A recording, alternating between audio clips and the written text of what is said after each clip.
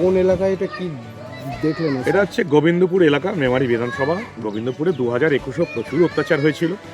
এবারও গোবিন্দপুর এলাকার দুটো বুথ 56, 57, সেখানে আমাদের যারা বুথ এজেন্ট তাদেরকে মেরে ভাগিয়ে দিয়েছে এবং তারা একেবারে এত ভয় দেখিয়েছে, তারা ফ্যামিলি নিয়ে এখান থেকে চলে যেতে বাধ্য হয়েছে। মিসিং তারা আদৌ চলে যেতে বাধ্য হয়েছে না তাদেরকে উধাও করে ফেলা হয়েছে সেটা কিন্তু কেউ জানে না, আমরাও জানি না, পুলিশও জানে না।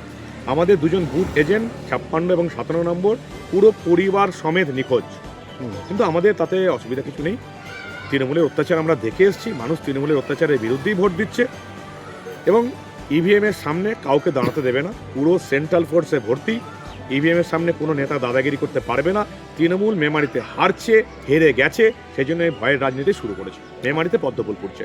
আপনি তো মানে এসেছেন এখানে, তাদের বাড়িতে খোঁজ নিয়েছেন বা কি দেখলেন? তাদের বাড়িতে গেলাম, খোঁজার চেষ্টা করলাম, তাদের ফোনগুলো কেড়ে নিয়েছে। পাড়ার লোক যেটা বললো, ফোনগুলো কেড়ে মারধর করে ভাগিয়ে দিয়েছে। তারা তো ভয় পেয়ে গেছে, তারা বাড়ির লোক নিয়ে পুরো নিখোঁজ, অন্য কোথাও পালিয়ে গেছে। গোবিন্দপুরে একই ঘটনা ঘটেছিল 2021-এ। এমনকি এখানে গোবিন্দপুরে যারা পালিয়েছে তাদের মধ্যে থেকে মানে তৃণমূল তাদের মধ্যে থেকে ধর্ষণ করেছিল, ধর্ষণের ঘটনাও আছে, ফলে তারা ভয়ে পালাতে বাধ্য হয়েছে।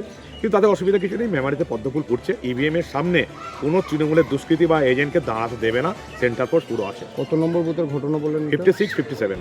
দুটো বুথে দুটো হ্যাঁ, দুজন এজেন্ট 56, 57, দুজন এজেন্ট একদম গায়েব, ফ্যামিলি সমেত মিসিং তারা। কেন্দ্র বাহিনী আছে তো? কেন্দ্র বাহিনী আছে, কেন্দ্র বাহিনী যথেষ্ট দেখছে। তৃণমূল পাড়ায় চমকাচ্ছে, পাড়ার মানুষকে চমকাচ্ছে হেরে যাওয়ার ভয়ে।